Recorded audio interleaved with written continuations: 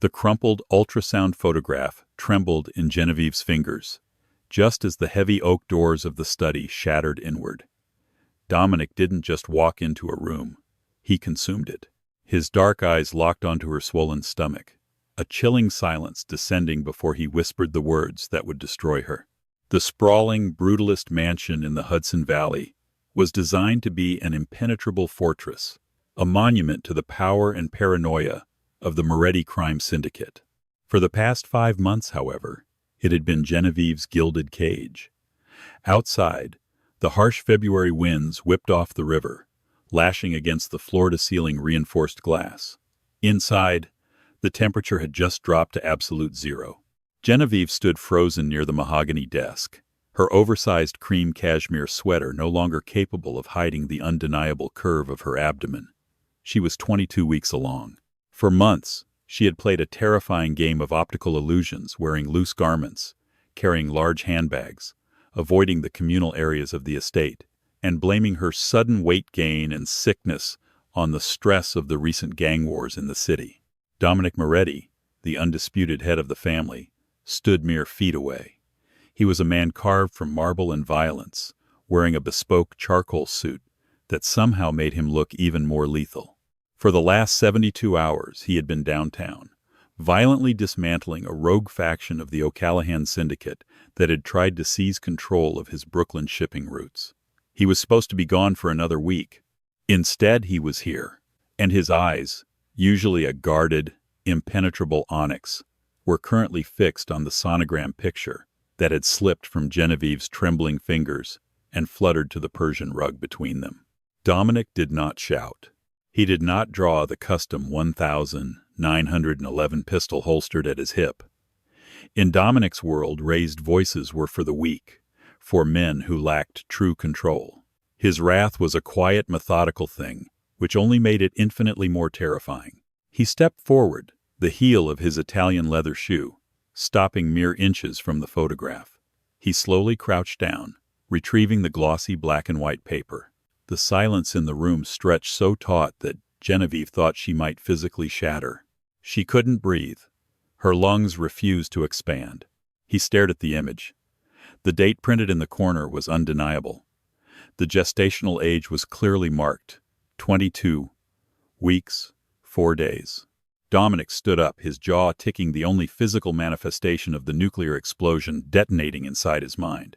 He looked from the photograph to her stomach, and finally, up to her pale, terrified face. The math was simple. Brutally simple. 6 months ago, Dominic had been utterly removed from the board. He had been presumed dead, his armored Mercedes G-Wagon reduced to a charred husk of twisted metal and ash on the FDR Drive. The police, the rival families, and Genevieve herself had believed him to be gone. The truth that he had faked his own assassination to flush out a high-ranking informant working with the FBI was a secret he had kept even from his wife. He had spent 3 agonizing months hiding in a miserable, windowless bunker in Palermo, pulling the strings in the shadows while he watched his enemies reveal themselves. He had returned to her 3 months ago, stepping out of the shadows like a resurrected god, expecting to find his grieving widow. He had found her, pale and withdrawn, but he had assumed it was the lingering trauma of his death. They had not shared a bed in over 6 months. "I'm going to ask you a question, Genevieve," Dominic said, his voice a velvet rasp that barely carried over the howling wind outside. He stepped closer, crowding her space, the faint scent of winter air, cordite, and expensive cologne wrapping around her. "And the answer you give me will determine whether the sun rises on this house tomorrow." Tears pricked the corners of Genevieve's eyes. She backed up until her spine hit the edge of the desk. There was nowhere left to run. "Dominic, please," she choked out, her voice barely a whisper. "Let me explain." He reached out, his large, calloused hand gently tracing the line of her jaw. The tenderness of the gesture was violently at odds with the murder in his eyes. His thumb brushed a stray tear from her cheek.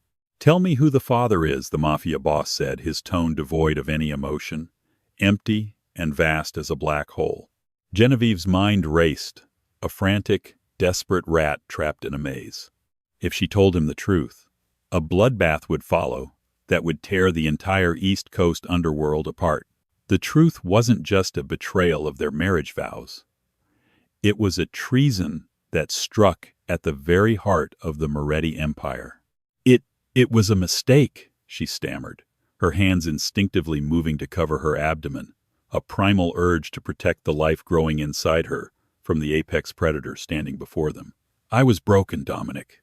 I thought you were in the ground. I had to identify a body that they told me was yours. The ring, the watch, they were yours. I stopped sleeping. I stopped eating. I wanted to die. Dominic's expression remained entirely impassive, but his fingers tightened slightly on her jaw, forcing her to look directly into his eyes. I am well aware of the state you were in, Genevieve.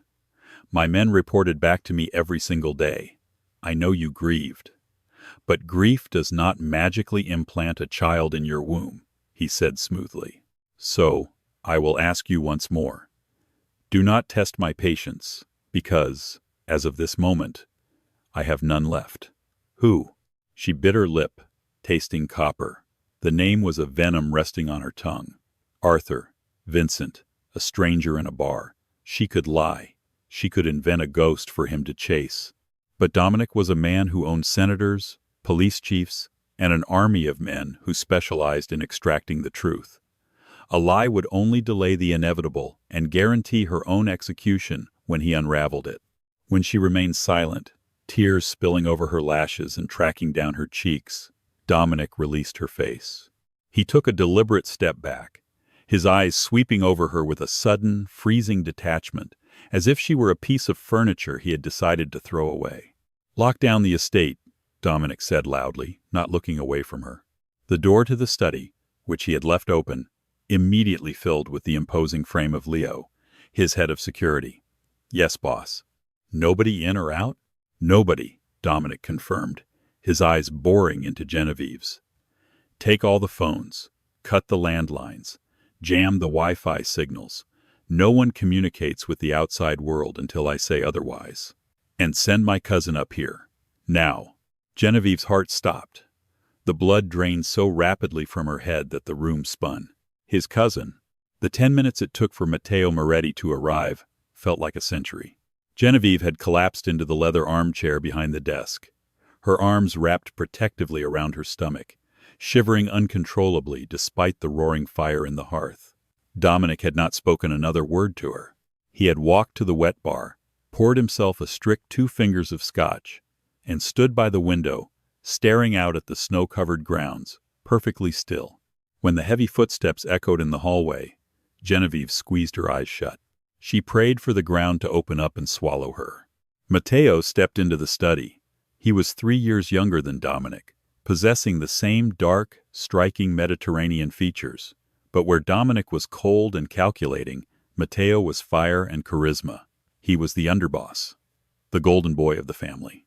The man who handled the labor unions, the ports, and the politicians, with a charming smile and a velvet-gloved iron fist. He was also the man who had held Genevieve while she screamed on the floor the night she was told her husband was dead. You called, Dom? Matteo asked, his deep voice carrying a casual confidence. He stepped fully into the room, wearing a tailored navy suit, brushing a few flakes of snow from his shoulders. He glanced at Genevieve, offering her a brief, reassuring smile, before his eyes darted back to his cousin. He didn't know yet. Genevieve had avoided him entirely for the past 4 months. She had pleaded sickness, exhaustion, anxiety, anything to stay locked in her wing of the house. Matteo thought she was just still recovering from the shock of Dominic's resurrection. Dominic didn't turn around immediately. He took a slow sip of his scotch, the ice clinking loudly against the crystal glass. Sit down, Matteo, Dominic commanded. Matteo's casual demeanor faltered slightly at the absolute zero in Dominic's voice. As a man who had grown up in the trenches of organized crime, his survival instincts were razor-sharp. He sensed the shift in the room's atmospheric pressure. He walked over to the sofa opposite the desk and sat, his posture instantly rigid. Dominic finally turned. He placed his glass down on the polished mahogany with a heavy thud. Then, he picked up the ultrasound photograph and tossed it across the room. It fluttered in the air, before landing on the glass coffee table, right in front of Matteo. "My wife Dominic," began, his voice dropping to a low, lethal register, "is 22 weeks pregnant." Genevieve watched Matteo's face. She watched the exact moment his world collapsed. For a fraction of a second, his dark eyes widened, fixating on the black and white image of the fetus. His jaw went completely slack. He knew the timeline. He knew exactly what had happened 22 weeks ago. It had been the darkest night of both their lives. It was the 2-month anniversary of Dominic's death. Genevieve had been drinking heavy red wine, trying to numb the relentless agony. Matteo had come to check on her, as he did every night. He had been exhausted, bearing the weight of holding the entire fractured syndicate together while the capos circled like vultures. They had started talking about Dominic. Then they started crying. Then, in a blur of desperate grief, shared trauma, and a desperate primal need to feel something other than pain, the lines had blurred. It was a single, catastrophic collision on the very sofa Matteo was currently sitting on. They had woken up the next morning sick with guilt, swearing to take the secret to their graves. And then, a month later, Dominic came back from the dead. Matteo was an exceptional liar. He had to be, to survive in their world. But this was a blow he hadn't braced for. It took everything in him to mask the sudden, terrifying realization. But Genevieve saw the subtle, micro-tremor in his hands before he forced them into fists resting on his knees. "Dom." Matteo started, his voice thick. He cleared his throat, forcing a mask of deep concern onto his face. "Dom, what are you saying?" "I am saying," Dominic stated, pacing slowly toward his cousin like a panther circling a tethered goat, "that for the last 6 months I have been dead to the world, which means the child growing inside my wife's belly does not share my blood. Someone touched what is mine." Matteo looked up at Dominic, feigning the righteous fury expected of a loyal underboss. "Who?" he demanded, his voice hardening, though Genevieve could hear the hollow, desperate edge to it. "Tell me who, Dom. I'll peel his skin off while he breathes." Genevieve felt a wave of nausea so violent she had to grip the arms of the chair. The psychological warfare playing out in front of her was unbearable. Matteo was actively signing his own death warrant, playing a role, desperately trying to deflect the suspicion that hadn't even been aimed at him yet. "That is exactly what I need you to find out," Dominic said, stopping directly in front of Matteo. He looked down at his cousin, his expression unreadable. "She refuses to speak. She thinks her silence protects him." Dominic turned his gaze to Genevieve, his eyes stripping her bare. "She thinks I am blind to her loyalties, but she is just a scared woman. The man, however, the man who took advantage of a grieving widow, who walked into my house, ate my food, and defiled my marriage bed while I was supposedly rotting in hell." Dominic's voice finally cracked, just a fraction, revealing a bottomless reservoir of rage beneath the ice. "That man is a dead man walking. He just doesn't know it yet." Matteo stood up, meeting Dominic's gaze flawlessly. "I will tear the city apart, boss. I'll interrogate the security detail. I'll pull the server logs, the camera feeds, the phone records. If a ghost walked into this estate 22 weeks ago, I will find his shadow." "Do it," Dominic ordered. "I want a name by midnight." "And Matteo?" Matteo paused at the door, his hand on the brass handle. "Yeah, Dom? When you find him," Dominic said, his voice dropping to a whisper that echoed loudly in the quiet room, "don't kill him. Bring him to the basement. I want to look into the eyes of the man who thought he could steal my legacy, right before I take everything from him." "Understood," Matteo said softly. He didn't look at Genevieve as he walked out, pulling the door shut behind him. The click of the latch sounded like the firing pin of a gun. Genevieve was left alone with her husband. The hunter had just unknowingly commanded the prey to find itself. And as Dominic turned his dark, brooding gaze back to her, Genevieve realized the true horror of her situation. Matteo would not throw himself upon Dominic's sword. To save his own life, Matteo was going to have to frame someone else. And she was going to have to watch an innocent man die, or confess and watch the entire family burn. The server room in the sub-basement of the estate was a chilled, windowless vault humming with the sound of a dozen cooling fans. Matteo locked the heavy steel door behind him, his chest heaving as if he had just sprinted for miles.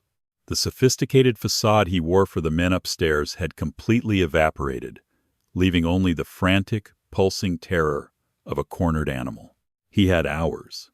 Less than hours, really. Dominic was a human lie detector. If Matteo walked back into that study with empty hands, Dominic's razor-sharp paranoia would inevitably turn toward his own blood. He needed a scapegoat, and he needed one fast enough to preempt any independent investigation Dominic might launch.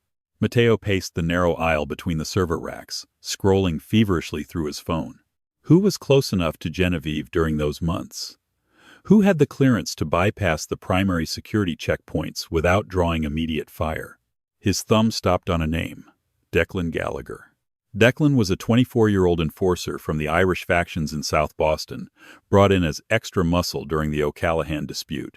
When Dominic died, Matteo had assigned Declan to be Genevieve's personal driver and shadow. He was young, undeniably handsome, in a rough, bruised sort of way, and had possessed the fatal flaw of being overly sympathetic to the grieving widow. Dominic had quietly dismissed the kid 2 weeks after returning from the dead, claiming he didn't like the lingering, pitiful way Declan looked at his wife. It was the perfect narrative: the grieving widow and the sympathetic bodyguard.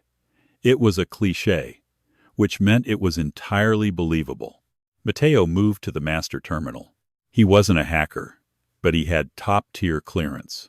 He summoned Harrison, the estate's lead cybersecurity technician, a nervous, asthmatic kid who owed his life to the Moretti family after racking up a 6-figure gambling debt. When Harrison arrived, looking pale and terrified by the sudden summons, Matteo didn't waste time.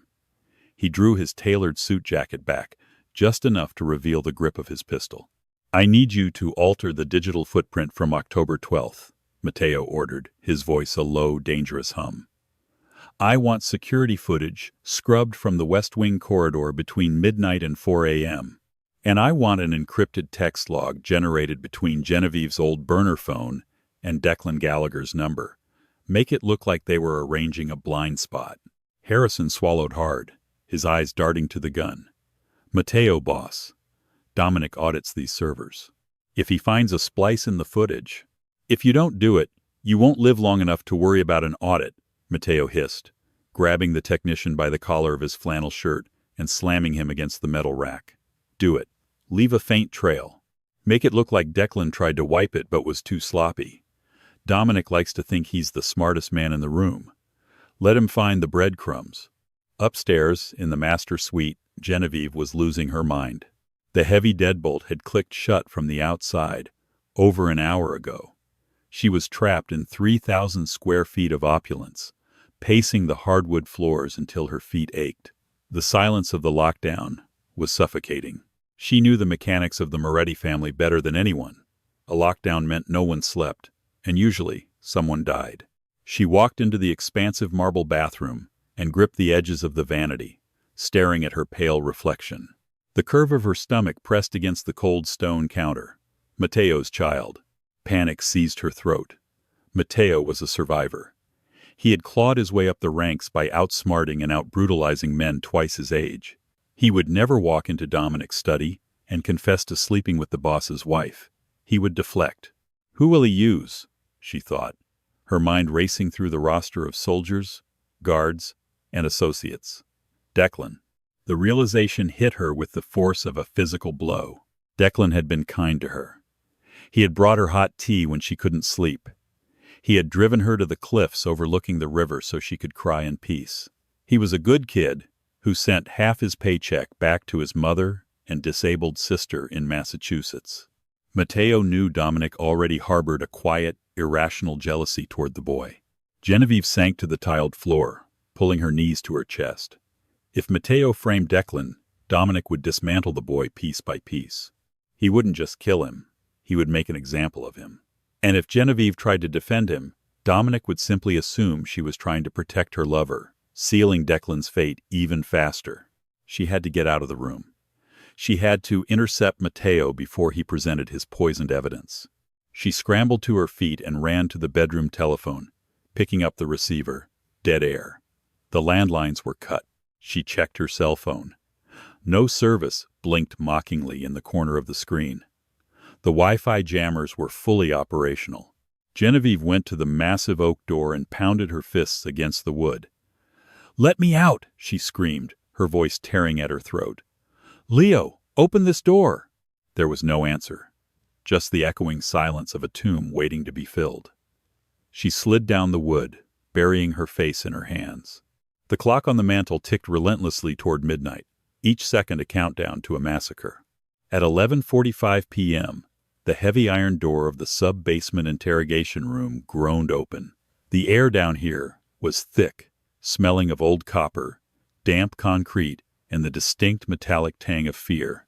Dominic stood in the center of the room, his suit jacket discarded, his crisp white shirt sleeves rolled up to his forearms. He was methodically polishing a silver brass knuckle with a microfiber cloth. Strapped to a heavy steel chair in the center of the room, illuminated by a harsh, swinging overhead bulb, was Declan Gallagher. The boy's face was already a ruin. His left eye was swollen shut, his lip split in 3 places, and blood stained the collar of his cheap Henley shirt. He was shivering violently, coughing up pink froth onto his chest. Footsteps echoed on the concrete stairs. Matteo emerged from the shadows, his face a mask of grim determination. He held a manila folder in his hands. 2 of his loyal enforcers followed behind him, dragging a stumbling, hyperventilating Genevieve. When Genevieve saw Declan, a broken sob ripped from her throat. She tried to lunge forward, but the enforcers held her fast, forcing her to stand against the cold concrete wall. "Dominic, stop!" she cried out. "He didn't do anything! Please, God, let him go!" Dominic didn't look at her. He kept his dark eyes fixed on Declan. He slipped the brass knuckles over his right hand, the metal gleaming maliciously under the stark light. "She has a very soft heart, my wife," Dominic murmured, his voice echoing off the walls. He turned his head slowly to look at Matteo. "Did you find what I asked for, cousin?"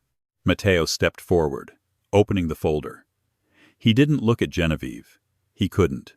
"It took some digging, boss," Matteo said, his voice steady, projecting the perfect blend of disgust and loyalty.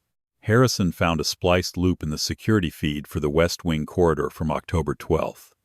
He managed to recover the deleted metadata. Declan entered her private suite at 1:15 a.m. and didn't leave until just before dawn. We also pulled encrypted burner texts. They were coordinating. Declan weakly lifted his head, spitting blood onto the floor. "It's a lie," he rasped, his thick Boston accent slurred from a broken jaw. "I swear on my mother's soul, Mr. Moretti, I never touched her. I was at the perimeter gate that night. Check the rotation logs." "I did," Matteo snapped back, stepping closer to the boy. "And you paid off the guard on duty to cover your sector." He handed the manila folder to Dominic. "It's all there in black and white, Dom. He's the one." Dominic took the folder. He didn't open it. He simply held it in his left hand, the heavy brass knuckles resting on his right. He walked over to Genevieve, towering over her. The sheer, suffocating menace rolling off him made the air in the room feel completely devoid of oxygen. "Is this the man?" Dominic asked her, his voice barely a whisper. "Look at him, Genevieve. Look at the father of your bastard and tell me this is the man you replaced me with." Genevieve looked at Declan's destroyed face. The boy was staring at her, his one good eye pleading with her, begging for a salvation she couldn't give him without destroying herself. She looked at Matteo, standing rigidly by the chair, his jaw set, his eyes burning into hers with a silent, desperate threat. "Go along with it. Survive."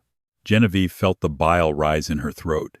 She had been raised in this brutal world, but she had never fully surrendered her soul to it. She could not let this boy be tortured to death. "Dominic," she whispered, tears streaming down her face, her hands shaking uncontrollably as she cupped her stomach. "Dominic, please. The logs are fake. The texts are fake." Matteo's face paled. "She's trying to protect him, Dom. She loves him." "No!" Genevieve screamed, finding a sudden, terrifying surge of courage. She locked eyes with her husband. "I'm not protecting him. I'm telling you the truth. Declan was never in my room." Dominic tilted his head, his dark eyes analyzing her with a terrifying lack of emotion. "If it wasn't the boy, then who?" Genevieve drew a ragged breath. She looked at Matteo. Matteo's hands subtly dropped toward his waistband, his survival instincts screaming, realizing the frame job was falling apart. Before Genevieve could utter the name, Dominic did something that froze the blood in everyone's veins. He smiled. It wasn't a smile of joy. It was the chilling, terrifying baring of teeth from a predator that had finally cornered its prey. Dominic slowly turned away from Genevieve and faced his underboss. "You see, Matteo," Dominic said, his voice ringing with a sudden, deadly clarity. "I find it fascinating that you managed to uncover this highly encrypted digital evidence so quickly, especially since I personally fired Declan Gallagher 3 months ago and revoked all his digital access the very same day." Matteo froze. The air in the room vanished. "Dom, what are you? What am I saying?" Dominic took a slow, deliberate step toward his cousin. He dropped the manila folder on the floor, letting the forged documents scatter across the bloody concrete. "I am saying that I didn't spend 3 months in a bunker in Palermo just hiding from the O'Callahans. I spent it watching my own house. I watched who mourned me. I watched who moved to take my power." Dominic took another step, the brass knuckles glinting. "And I had hidden cameras installed in my wife's private suite long before my car exploded. Cameras that don't run on the main server, cameras that Harrison knows absolutely nothing about." Genevieve gasped, her hands flying to her mouth. Matteo's face drained of all color, turning the shade of old parchment. The realization of his absolute, inescapable doom crashed over him. He had walked right into a flawlessly executed trap. "So, imagine my surprise," Dominic continued, his voice dropping to a low, guttural snarl as he closed the distance to Matteo, "when I reviewed the offline backups upon my return. Imagine what I saw on the night of October 12th on that sofa." Matteo didn't speak. He didn't try to explain. He knew there was no talking his way out of a grave. Dominic had already dug for him. In a blur of desperate motion, Matteo drew his pistol, aiming squarely for Dominic's chest. But Dominic was the apex predator for a reason. Before Matteo could even level the barrel, Dominic surged forward with terrifying speed, his right hand flashing out in a brutal arc. The brass knuckles connected with Matteo's temple, with the sickening sound of fracturing bone. The sickening sound of metal crushing bone echoed through the subterranean vault, a horrific punctuation mark to the end of a dynasty. Matteo didn't even have time to register the pain before his vision exploded into white noise. He crumpled to the concrete like a puppet with its strings severed, the heavy, customized Glock skittering uselessly across the floor and coming to a rest against Dominic's immaculate leather shoe. For a terrifying second, the 2 enforcers who had accompanied Matteo instinctively reached for their own weapons, but they froze instantly. From the shadows of the stairwell, Leo emerged, a suppressed submachine gun leveled with lethal precision at their chests. 6 more of Dominic's most fiercely loyal soldiers materialized behind him, their weapons drawn and steady. The room had been secured long before Matteo even opened the door. Dominic didn't spare the enforcers a single glance. He stood over his bleeding, semi-conscious cousin, methodically peeling the brass knuckles from his right hand. He pulled a pristine white handkerchief from his pocket, wiped the metal clean, and dropped the cloth onto Matteo's chest. "You thought this was just about my wife?" Dominic's voice was a low, resonant vibration that seemed to shake the very foundations of the estate. He crouched down, grabbing Matteo by the collar of his ruined suit, hauling him halfway off the floor so they were eye to eye. "You thought I set this elaborate stage just to punish you for slipping into my bed while you thought I was rotting in the ground?" Matteo coughed, a thick spray of crimson painting his lips. He tried to focus his eyes on Dominic, the sheer, paralyzing terror finally breaking through his arrogant facade. "October 12th was an insult, Matteo," Dominic whispered, his tone terrifyingly conversational. "It was a pathetic, predictable moment of weakness between a grieving widow and an opportunistic coward. But September 4th? The day my convoy was ambushed on the FDR? That was treason. Genevieve stopped breathing. She pressed herself flat against the cold concrete wall, her mind desperately trying to process the magnitude of the revelation. I traced the offshore accounts, cousin, Dominic continued, his grip tightening until Mateo's face began to turn a bruised purple. I found the wire transfers from Liam O'Callahan. I found the burner phone you used to feed them my exact route. You didn't just sleep with my wife Mateo. You tried to murder me to take my throne. Mateo let out a choked, wet gasp. The ultimate betrayal had been laid bare. There was no deflection left, no scapegoat to frame. He had gambled the entire Moretti empire, and he had lost to a man who saw every angle before the dice were even rolled. Dominic released him, letting Mateo collapse back onto the unforgiving floor in a pathetic heap. He stood up, smoothing the front of his shirt with terrifying calm. He turned his attention to Leo. "Take him to the soundproof holding cell at the docks," Dominic ordered, his eyes dead and unfeeling. "Keep him awake. The O'Callahans have a shipment of weapons coming into Port Newark tomorrow night.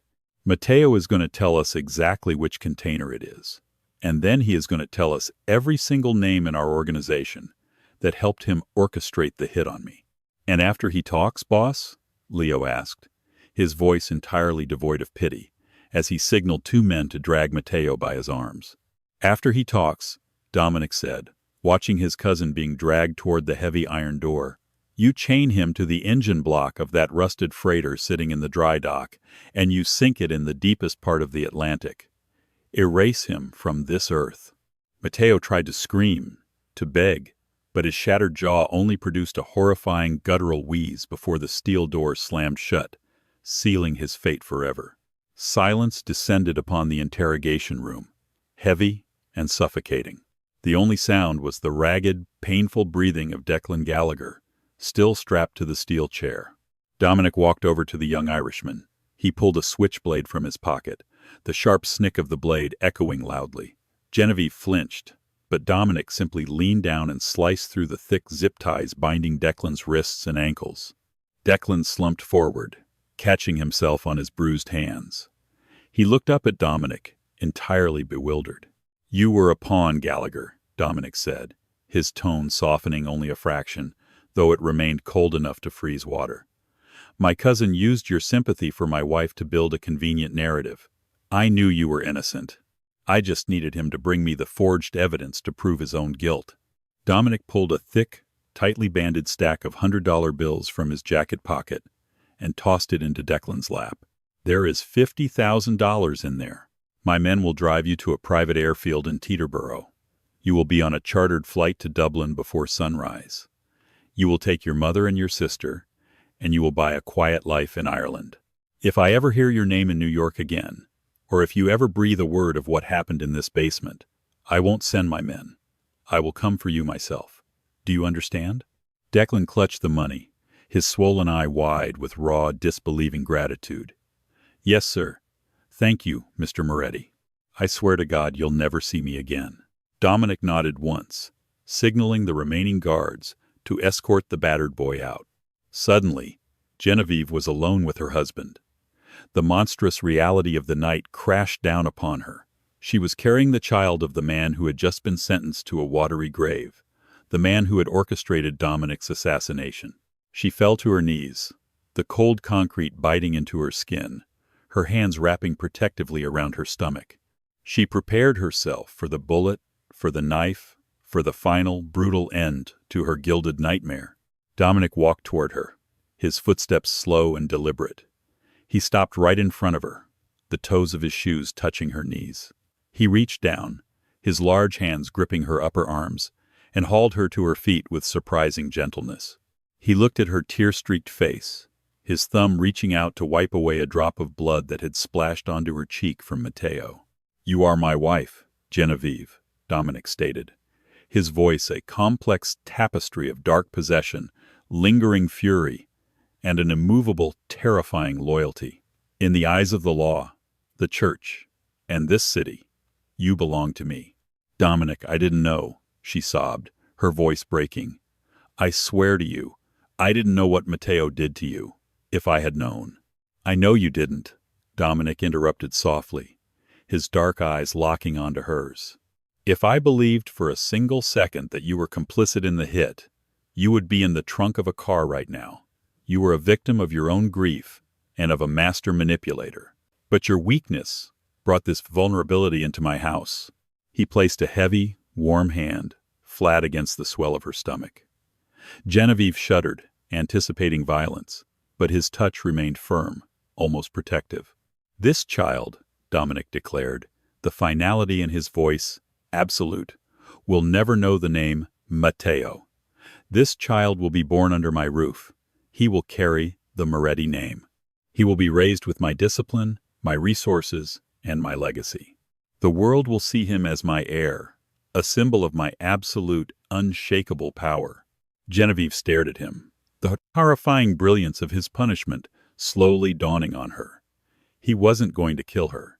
He was going to consume her entirely. And you, Genevieve, Dominic whispered, leaning in until his lips brushed her ear, sealing her fate with a chilling, inescapable vow, will spend the rest of your life standing by my side, playing the perfect, devoted wife. You will raise this child to love me, and you will wake up every single morning knowing exactly what it cost to keep you both alive. He stepped back, offering her his arm with mocking, aristocratic, flawless manners. The monster had reclaimed his castle, eliminated his Judas, and secured his heir in one brutal, calculated sweep. Genevieve looked at the arm offered to her. She had survived the night, but she realized with terrifying clarity that she had just traded a temporary nightmare for a lifelong, beautifully curated prison. Taking a trembling breath, she placed her hand on his arm, stepping out of the blood-stained basement and walking back up into the gilded cage from which she would never, ever escape. The truth, buried under layers of grief and deception, ultimately served as the architect of Matteo's demise and Genevieve's lifelong captivity. Dominic Moretti proved that true power does not merely destroy its enemies, it absorbs their betrayals, transforming treason into a chilling testament of control. Genevieve survived the night, but her salvation came with an inescapable price, living forever in the shadow of the monster who owned her completely.